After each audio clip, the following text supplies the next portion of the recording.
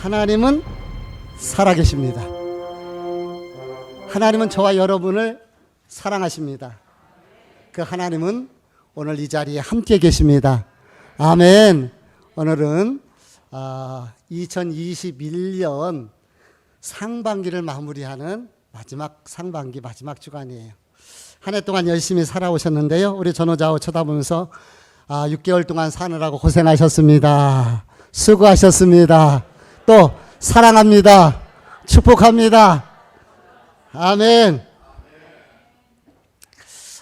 다음 주일은요, 맥주감사 주일이고, 광고 드린 것처럼 송용섭 선교사님이 오셔서 말씀을 전하실 예정이에요.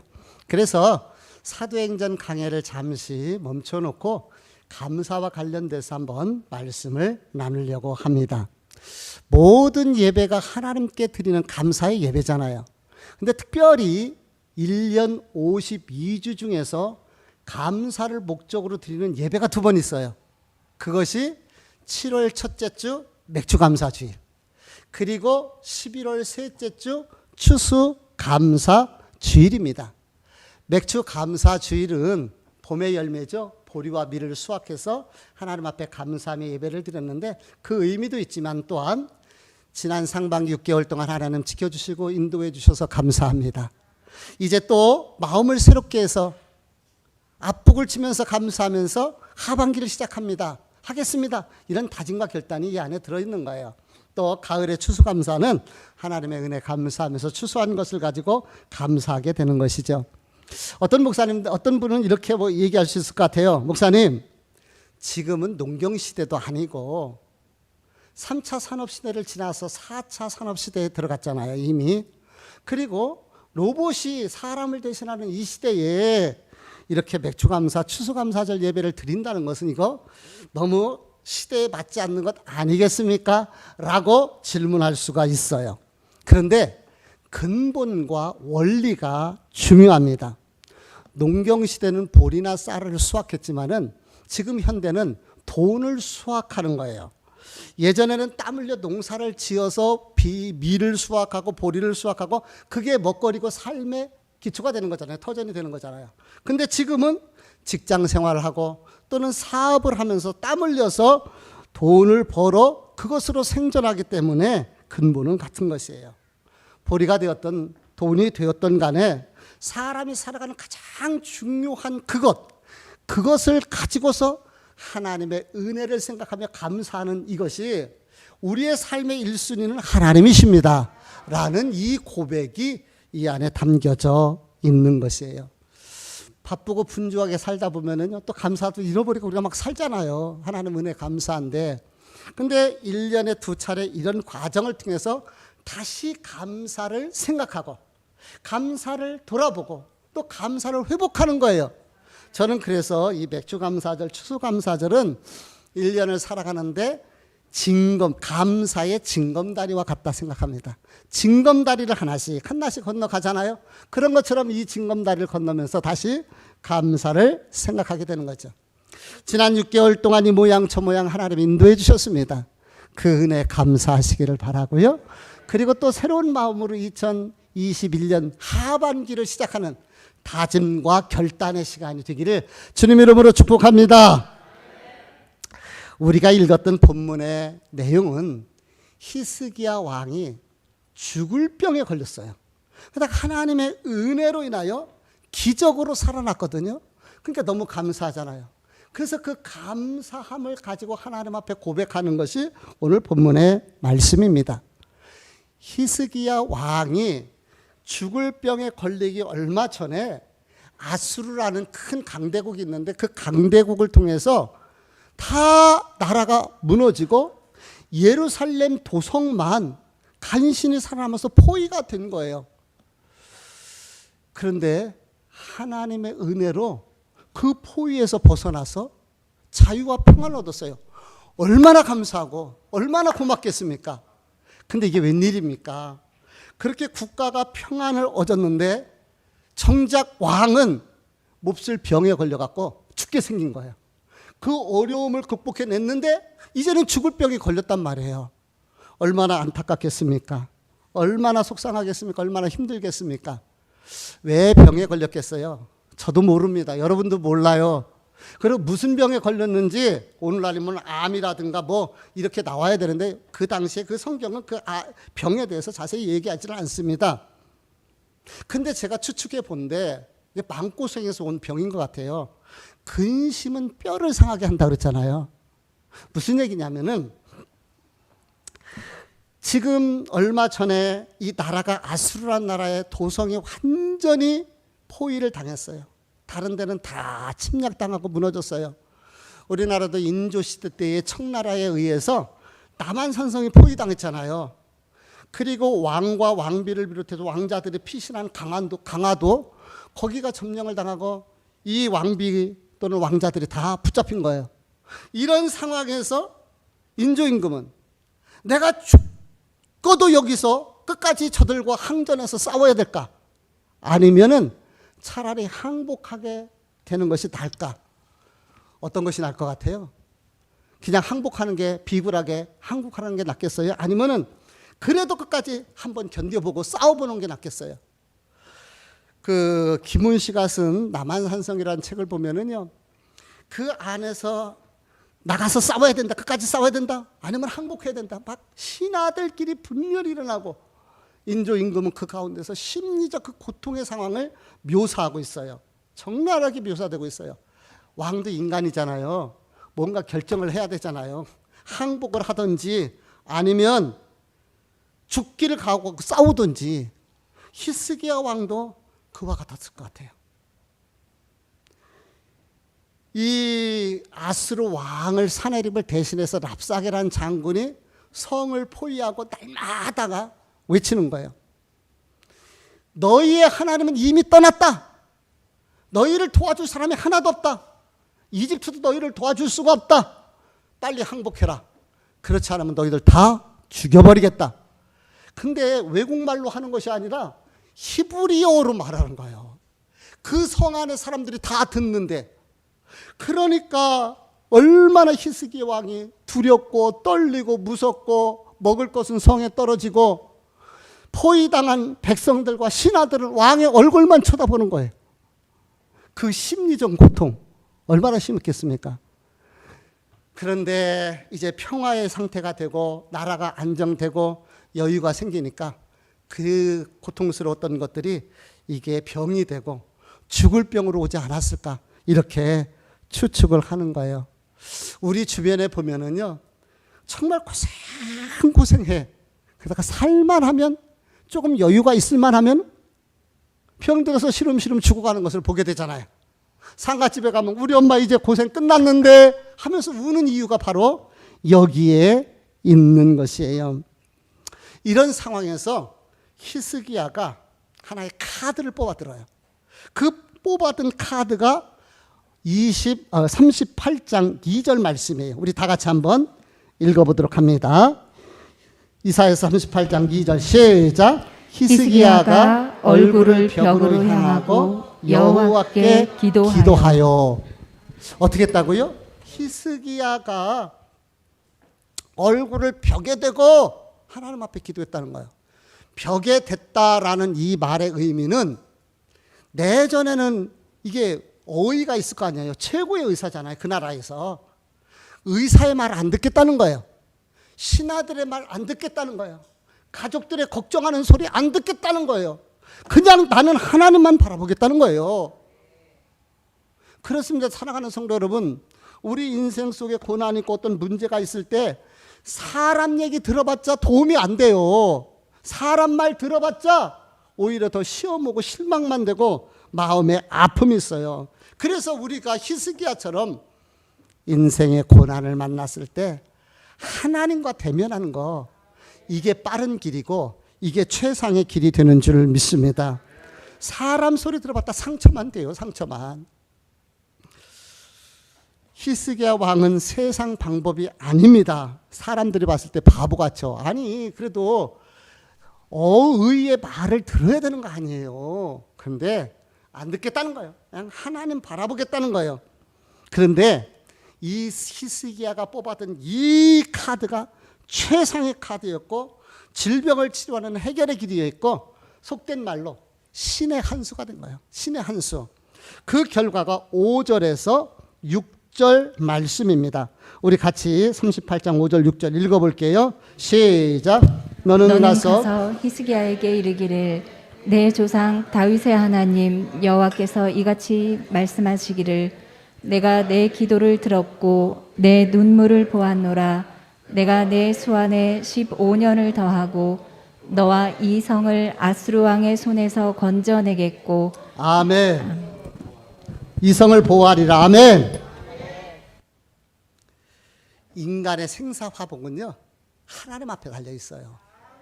살고 죽는 거 하나님 손에 달려 있는 거예요. 해답이 응답이 하나님께로 왔어요. 하나님께서 주신 응답이 뭐예요? 15년 동안 그 삶을 더 죽을 수밖에 없는 사형 선고를 받은 그가 15년 더 생명이 연장되어지는 축복을 받았고 플러스 덤의 축복이에요. 아수르로부터 아수르 왕의 손에서 건져내겠고 이 성을 보호해 주겠다. 하나님의 약속인 거예요. 우리가 잘 알고 있는 예레미야 33장 3절 말씀해 보니까 너는 내게 부르짖으라 내가 네게 응답하겠고 네가 알지 못하는 크고 비밀한 일을 네게 보이리라. 이 말씀이 그대로 적용된 거예요. 지금 하나님 앞에 승부를 걸고 하나님을 바라보며 하나님 앞에 구했을 때 그 죽을 수밖에 없는 그 질병에서 치료되었을 뿐만 아니라 서비스 은혜 플러스요. 그것이 무엇입니까? 아수르로부터 이 성을 지켜주시겠다는 크고 비밀한 은혜를 축복으로 받게 된 것입니다. 참 놀랍죠? 이게 하나님의 은혜예요. 그래서 예레미야 33장 3절의 말씀이 그대로 적용이 되고 있는데 14절 말씀을 같이 읽어보도록 할게요. 같이 읽어봅니다. 시작. 나는 제비같이 학같이 지적이며 비둘기같이 슬피 울며 내 눈이 쇠하도록 앙망하나이다. 예, 됐습니다. 하나이다. 자, 여기에 보니까 나는 뭐 같고 제비 같고 학같이. 야, 이게 지금 히스기야의 심정이 그 마음을 표현을 하는데 제비같이 학같이 얼마나 고통스러웠으면 제비같이 학같이 내가 지적이며 비둘기같이 슬피 울며 그 눈이 쑥 들어가고 그 쑥 들어간 그 눈에 눈물이 흐르는 거예요. 근데 하나님께서 그 눈에 눈물을 씻어 주셨습니다. 하나님께서 그 히스기야의 눈물을 씻어 주시고 그를 그 죽음의 공포로부터 치료해 주시고 뿐만 아니라 그 고통스러웠던 아수르의 침략으로부터 민족을 구원해 주시고 성을 예루살렘 성을 지켜 주신다는 이 축복을 받은 것이에요. 히스기야의 눈물을 씻어 주신 그 하나님이 저와 여러분의 하나님이 되시는 줄 믿습니다. 하나님의 손은 짧아지지 않았습니다. 그 능력은 쇠하여지지 않았습니다. 그 하나님이 저와 여러분의 하나님이 되시고 그 하나님이 저와 여러분의 치료하시는 라파의 하나님이 되시고 그 하나님이 저와 여러분과 함께 하시는 목자가 되십니다. 히스기야는 죽음을 통하여서 죽음의 강을 건너는 거잖아요. 죽음의 강을 통하여서 깨달은 것이 있습니다. 그것이 오늘 읽었던 18절 말씀인 거예요. 우리 다 같이 읽어보도록 합니다. 시작. 수울이 주께 감사하지 못하며 사망이 주를 찬양하지 못하며 구덩이에 들어간 자가 주를 신실을 바라지 못하되. 자, 다시 보세요. 수올이라는 말은 죽음, 무덤을 이야기하는 수올이라고 그래요. 또 사망은 죽음이잖아요. 구덩이에 들어간 자가 구덩이에 들어갔다라는 말은 죽어서 무덤 속에 들어갔다는 말이에요. 그러니까 수올, 사망, 구덩이가 같은 말입니다. 다시 말하면 죽은 자는 주께 감사하지 못하고 죽은 자는 하나님을 찬양하지 못하고 죽은 자는 소망이 없다는 거예요. 하나님의 신실함을 바라보지 못한다. 소망 없는 자예요. 이게 죽은 자의 특징인 겁니다. 그러면 산 자의 특징이 무엇입니까? 바로 설명하고 있는데 19절 말씀 우리 같이 읽어봅니다. 시작. 오직 산자 곧 산자는 오늘 내가 하는 것과 같이 주께 감사하며 주의 신실을 아버지가 그의 자녀에게 알게 하리이다. 아멘. 크게 할렐루야. 아멘. 자, 살아있는 자의 특징이 무엇입니까? 감사한다는 거예요. 살아있는 자의 특징은 부모가 하나님의 살아계심을 자녀에게 전수해 준다는 거예요. 왜? 내가 만난 하나님이 너무 좋으신 하나님이니까 그 하나님을 알리게 된다는 그러한 이야기인 것이에요. 이게 죽은 자와 산 자의 차이입니다. 죽은 자는 가슴에 따스함이 없고 넉넉함이 없고 기쁨과 평안이 없습니다. 죽은 자는 그 마음속에 희망이 없고 찬양이 없고 감사가 없습니다. 자기 자신은 돌아보질 않고 남의 탓만 하는 것이 죽은 자의 모습인 것입니다. 그래서 죽은 자의 마음은 메말라 있고 죽은 자의 마음은 근심과 염려와 불안이 가득한 거예요. 여기서 죽었다라는 말은 진짜 죽었다는 의미도 있지만 영적으로 죽었다라는 의미가 있어요. 영적으로 죽은 사람은 감사도 찬양도 소망도 없는 사람이 죽은 사람인 거예요. 그런데 살아있는 사람은 그 가슴에 따뜻한 생기가 있고 소망이 있습니다. 아무리 어렵고 힘들어도 일어날 용기를 가지고 있습니다. 누구를 바라보면서? 사시는 하나님, 살아계신 하나님. 그 하나님이 나의 구주요, 나의 하나님이요. 그 하나님이 나의 방패가 되시고 나의 요새가 되시고 나의 산울이 되시고 나를 보호하시는 반석이 되시는 거예요. 나의 하나님. 목사님의 하나님 아닙니다. 나의 하나님. 엄마의 하나님 아니에요? 나의 하나님. 내 하나님. 내 하나님. 자, 우리 스크린을 한번 볼게요. 우즈무라 간조가 일본의 신학자인데 이런 이야기를 했습니다. 우리 같이 한번 읽어보도록 할게요. 시작. 저주가 있다면 그것은 질병도 실패도 배신당하는 것도 아니다. 만일에 저주가 있다면 세 가지다. 하나는 아무리 믿으려 해도 하나님이 믿어지지 않는 것이고, 두 번째는 아무리 성경을 읽어도 하나님의 말씀이 들리지 않는 것이고, 세 번째는 아무리 감사하려고 해도 감사가 되지 않는 것이다. 아멘. 이 말씀 우리 성도들 잘 기억해 봐야 돼요. 저주는 다른 것이 저주가 아니에요. 질병 온 것이, 인생에 고난이 있는 것이, 절망이 있는 것이 이게 저주가 아닙니다. 우리 인생의 저주는 무엇이에요? 하나님을 믿을 수 없는 것이 저주입니다. 여러분 하나님을 믿습니까? 그 복인 거예요. 은혜인 거예요. 은혜인 거예요. 하나님의 말씀을 읽을 때 말씀이 깨달아집니까? 하나님의 은혜인 거예요.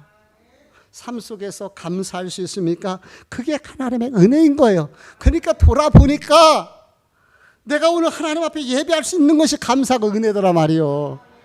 다른 것이 아닙니다. 다른 것이 감사가 아닌 거예요. 절망이 뭔지 아십니까? 절망은 부정적인 단어잖아요. 절망은 절대 망할 수밖에 없는 것이 절망이에요.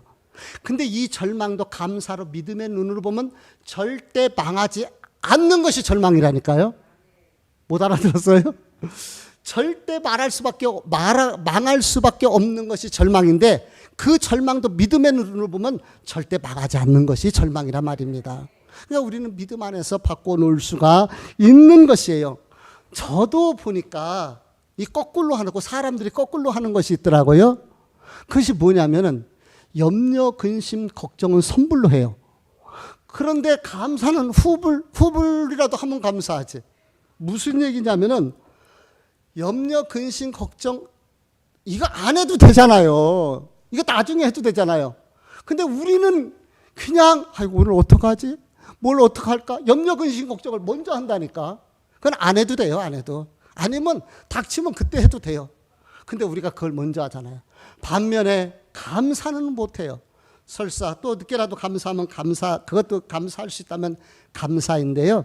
사랑하는 성도 여러분, 우리 염려, 근심, 걱정은 후불로 하고 감사는 미리 합시다. 따라서 해볼까요? 염려는 후불로, 감사는 선불로. 아멘. 얼마나 감사합니까? 이게 얼마나 감사해요.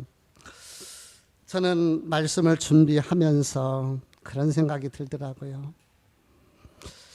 정말 내가 감사하며 사는가? 전 많이 감사하려고 노력을 하는데 꼭 좋은 것만 아니라 기도의 응답만 아니라 내가 원했던 것을 성취해서만 아니라 내가 건강해서만 아니라 비록 건강하지 않아도 하나님의 이끄심을 보면서 원치 않는 질고 속에서 원치 않는 그 문제 속에서 그래도 하나님의 선하심을 우리가 기억하면서 우리가 감사할 수 있는 것이 진짜 감사다.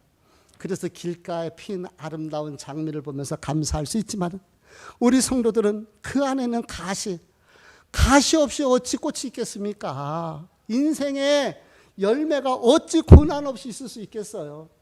그 가운데서 하나님 앞에 감사할 수 있는 것, 이것이 바로 살아있는 성도의 모습인 줄 믿습니다. 오늘 아까 행복이라는 손경민 씨가 만든 그런 곡인데요. 그 찬송을 불렀는데 은혜라는 찬송가를 한 주간 불렀어요. 입에서 계속 만들어요. 나중에 보니까 은혜라는 찬송가도 또 행복이라는 찬송가도 감사라는, 우리 노집사님 다음 주에 손경민 씨의 감사라는 찬송 예배 전에 좀 불러봤으면 좋겠어요. 감사라는 찬양도 이 손경민 씨가 졌더라고요. 근데 가사가 내 마음속에 너무 와서 부딪혀요. 우리 한번 스크린을 보면서 한번 가사를 같이 읽어보도록 하겠습니다. 시작. 내가 누려왔던 모든 것들이, 내가 지나왔던 모든 시간이, 내가 걸어왔던 모든 순간이 당연한 것 아니라 은혜였소. 아침 해가 뜨고 저녁 노을, 봄의 꽃향기와 가을의 열매, 변하는 계절의 모든 순간이 당연한 것 아니라 은혜였소. 모든 것이 은혜, 한없는 은혜. 내 삶에 당연한 건 하나도 없었던 것을 모든 것이 은혜였소. 공감이 좀 되시나요? 너무 공감이 돼갖고요. 제가 마음속으로 좋아요를 막 눌렀어요. 좋아요를. 당연하게 생각하고 살아왔던 것들 돌아보니까 당연한 것이 하나도 없더라고요. 지난주 교회에서 일을 하다가 문자를 보낼 일이 있어갖고 이쪽으로 넘어와서 바로 여기 앞에 앉아서 문자를 보내고서요. 그리고 빨리 내려갈 마음에 요 데크 위에 난간을 넘어갔어요. 근데 이게 웬일입니까? 그 앞에 이렇게 전구, 끝에 전구 있잖아. 그 위에 이렇게 나와 있는데 하필이면 정갱이를 갖다 부딪힐 일이 뭐 있어요? 얼마나 아프던지요. 울 것 같아요. 아이씨, 막 소리가 막 나요. 얼마나 아프던지. 나중에 뵈니까 뼈가, 이 정강이 뼈가 이렇게 부어 올랐고 아주 폭 패여버렸어요. 너무 아프더라고요. 아무리 봐도 내가 다시 봐도 거기도 가다가 거기 넘어가다가 거기에 폭 부딪힐 때가 아니에요. 제가 키에 비해서 하체가 되게 깁니다. 그거 넘어가는 거 아무것도 아니야. 당연해. 근데 당연한 것이 아니었습니다. 그것을 깨달으니까 이 은혜가, 이 찬양이 너무 은혜가 되는 것이죠. 사랑하는 성도 여러분, 오늘 이 자리에 앉아 있는 거 당연한 것처럼 보입니다. 근데 당연한 것이 아니라 이것이 은혜인 거예요. 오늘 우리가 살아있다는 거 당연한 것이 아닙니다. 지나온 시간들이 당연하게 온 것이 아닙니다. 그 순간마다 때마다 일마다 하나님이 붙드시고 지켜주신 것입니다. 깨닫고 보면 그것이 은혜요. 돌아보면 다 감사할 수밖에 없다는 것이죠. 전에도 한번 말씀드렸던 기억이 나는데 스냅스 회로라는 것이 있어요.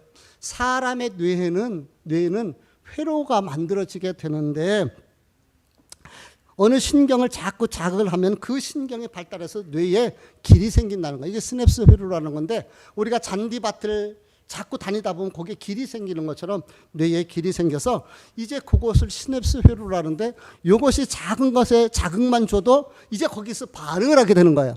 그러니까 우리가 작은 것에 감사하면은 감사의 스냅스 회로가 만들어져서 마음이 평안한 거예요. 기쁨이 생기는 거예요. 용기와 담대함이 생기는 거예요. 근데 부정적인 스냅스 회로가 만들어지게 되면은 조금만 더 원망하고 힘들어도 마음속에 불편이 일어나고 자신감이 사라지게 되고 사람 만나기가 싫어지고 마음에 우울함이 생기는 거예요. 이게 자동으로 반응하게 되는 것이죠. 서양의 격언 중에 가르치기 어려운 수학 문제가 우리가 받은 축복을 세어보는 것이다라는 거예요. 어려운 수학 문제가 뭐라고요? 우리가 받은 축복.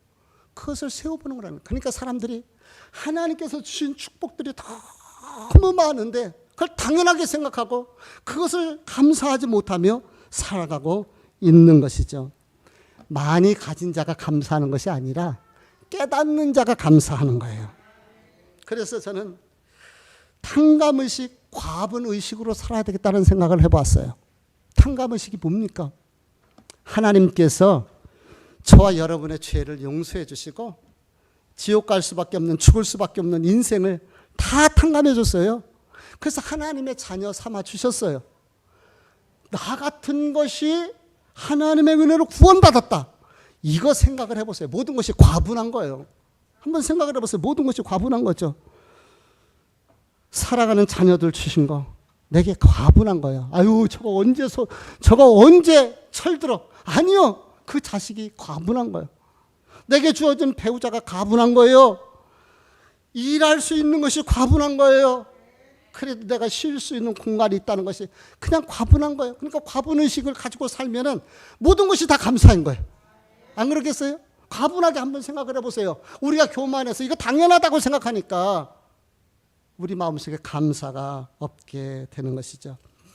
모든 것에 우리가 깨닫고 돌아보면은 당연한 것 하나도 없고 그거 하나하나가 다 은혜였어.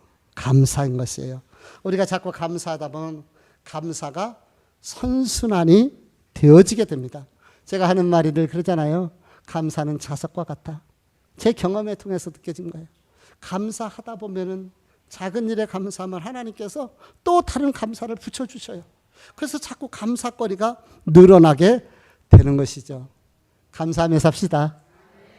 월요일은 원래 감사하는 날, 화요일은 화나도 감사하는 날, 수요일은 수시로 감사하는 날, 목요일은 목소리 높여서 감사하는 날, 금요일은 금방 감사하고 또 감사하는 날, 토요일은 돌아진 사람 보고도 감사하는 날, 아멘. 주일은 주님 때문에 감사하는 날. 예배할 수 있으니 얼마나 감사해요. 할렐루야. 제가 매일 아침에 문자를 넣다 보니까 이게 매일 넣는다는 게 생각처럼 쉽지가 않아요. 또 중복되면 안 되잖아요. 근데 어떨 때 보면 중복되는 문장 있어요. 성구도. 그래서 늘 고민하면서 또 하루를 살아갈 때 조금이라도 힘이 되면 성구와 연결돼서 하는데 다음 주에 거는 이제 내가 편안하게 한 주간 할 게 생겼어요. 왜냐하면은 월요일은 원래 감사하는 날, 화요일은 하나도 감사합니다. 여러분들 화요일 날, 월요일 날, 화요일 날, 수요일 날, 목요일 날 문자가 그런 식으로 계속 들어갈 거예요. 마무리합니다. 결론을 말씀드려요. 우연찮게 유튜브를 통해서 2년 전에 그 새롭게 하소서라는 그 방송을 보았는데 노회 내에 있는 사모님 이야기예요. 이 사모님이 암으로 수술하신 것을 제가 알고는 있었는데 새롭게 하소서의 방송에 출연하는 것은 미처 알지를 못했습니다. 사모님이 침샘 암으로 수술을 하셨어요. 근데 이것이 재발되셨습니다. 그래서 다시 수술을 하셨어요.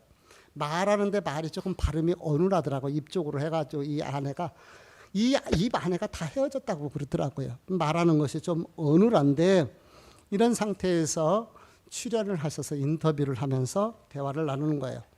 사모님이 그 투병 중에 시집을 발간했는데 제목이 누워서 본 하늘이에요. 그 용문 양평에 가면은 그 요양원이 있는데 암 환자들이 주로 하는 산속 깊은 곳에 있나 봐요. 거기에서 누워서 본 하늘이니까 병상에 누워서 바깥에 보이는 모습을 연상하면서 이 시집의 제목을 붙인 것 같습니다. 사회자가 사모님에게 물어요. 사모님 여러 시를 쓰셨는데 그 시 중에서 가장 애착이 가는 시가 무엇이냐고 물었더니 아들의 눈물이라는 시라고 이렇게 이야기를 하시더라고요. 목사님이 노예 목사님들에게 사모님이 주신 그 시집을 선물로 이렇게 주신 적이 있었거든요. 그래서 제가 살펴봤어요. 제가 한번 여러분들에게도 소개를 해볼 테니까 한번 들어보시기를 바랍니다. 제목, 아들의 눈물. 병원에 있는 동안 군 복무하는 이등병 아들의 마음이 아플까봐 성지 순례 간다고 했다. 언제 돌아오느냐고 묻길래 한 달쯤 걸릴 거라 답했다. 한 달 뒤 나를 찾는 아들의 전화를 외면할 수가 없어. 아들이야? 엄마 목소리가 왜 그래? 여행 다녀와서 이가 아파서. 꼬치꼬치 묻는 아들에게 둘러대자 MC몽은 이빨을 다 뽑아도 말만 잘하는데 뭐야. 2달 뒤 아들이 휴가를 나왔다. 기가 막혀 아무 말을 못하고 꺽꺽 대다 나를 안고 우는 아들. 아빠의 어깨를 안아주는 아들. 세 식구는 말이 아닌 눈물로 묻고 대답했다. 아들이 말했다. 엄마, 마음이 너무 아프네. 나는 마음이 아픈 게 더 힘들 것 같아 미안했다. 하지만 아들이 아닌, 남편이 아닌 내가 아파 감사했다. 그날 밤 아들의 눈물을 보며 나는 살아야 한다는 명분을 찾은 듯 하나님께 구했다. 하나님, 아직은 더 살아야 될 것 같아요. 여러분, 이 아들의 눈물이라는 시를 들으면서 어떤 생각이 드십니까? 기가 막혀서 아무 말도 못하고 꺽꺽대는 아들. 심정적으로 가슴적으로 느껴지지 않습니까? 그런데도 그 아들이 아니라, 남편이 아니라 내가 아플 수 있어서 감사하다는 이 사모님의 말에 깊은 공감이 가지 않습니까? 침샘암이 재발했어요. 그래서 삶과 죽음이 어떻게 될지 알 수가 없는 이런 상황이고, 또 어떤 상황들이 일어날는지 알 수 없는 그런 상황 속에서 아들이 아니고 남편이 아니고 내가 아플 수 있음이 감사라는 이 사모님의 말을 보면서 정말 그 가슴 뭉클하고요. 저도 모르게 눈물이 툭. 아들이 꺽꺽대는 그 꺽꺽대는 그 아들. 훈련병으로 군대 가 있어서 이제 얼마 안 된 놈 걱정할까 봐 성지순례 갔다고 얘기할 수밖에 없는 그 어미의 마음. 그대로 적나라하게 녹아져 있는 것 같습니다. 혹시 삶이 지치고 고단하고 육체적으로 힘들고 지쳐 있습니까? 침샘암이 재발되어 두려움 속에도 그래도 아들이 아니라 남편이 아니라 내가 아파서 감사하다는 이 사모님의 고백을 보면서 어떤 상황 속에서도 저와 여러분이 감사할 수 있는 이런 성도들이 됐으면 좋겠습니다. 잘 살아왔다면 그거 당연한 거 아닙니다. 하나님의 은혜입니다. 그래서 때문에 감사할 수 있기를 바라고, 우리 2021년 하반기를 살아내야 됩니다. 이 코로나 전국에 살아내야 되는데 어떤 일이 있을지 알지 못하지만 믿음으로 앞북치며 미리 감사하고, 내가 기도한 대로 되어지지 않는다 할지라도 그럼에도 불구하고 감사하고, 내가 원했던 방향으로 흘러가지 않는다 할지라도 그리 아니하실지라도 그곳에 하나님의 뜻이 있음을 믿고 감사할 수 있는 저와 여러분이 되었으면 좋겠습니다. 오늘 히스기야의 고백이 무엇입니까? 죽은 자는요 당연하게 생각하는 거예요. 모든 것을. 그 감사도 찬양도 소망도 없이 원망하며 불평하며 그냥 그렇게 살아가는 것이 죽은 자의 신앙의 모습인데, 살아있는 신앙은 있는 그곳에서 하나님의 은혜를 생각하며 붙잡고 넘어져도 다시 일어나면서 감사하면서 삶을 살아내는 것입니다. 화려하지 않아도 정결하게 사는 삶, 가진 것이 적어도 감사하는 삶, 이것이 행복입니다. 내가 누려왔던 모든 것들, 내가 가져왔던 모든 시간들 당연한 것이 아니라 그게 하나님의 은혜였습니다. 큰 것이 아니라 우리 작은 것 가지고 하나님의 은혜를 깨달으면서 감사하며 사는 삶, 이것이 행복 아닐까요? 2021년이라는 시간 살아오시느라고 6개월 동안 고생 많이 하셨어요. 그리고 하나님의 은혜로 우리가 살아냈습니다. 2021년 하반기 6개월 동안에도 하나님 주시는 은혜로 살아낼 수 있는 우리 성도들, 감사하며 살아있는 행복한 성도들 되시기를 주님 이름으로 축복합니다. 기도하시겠습니다.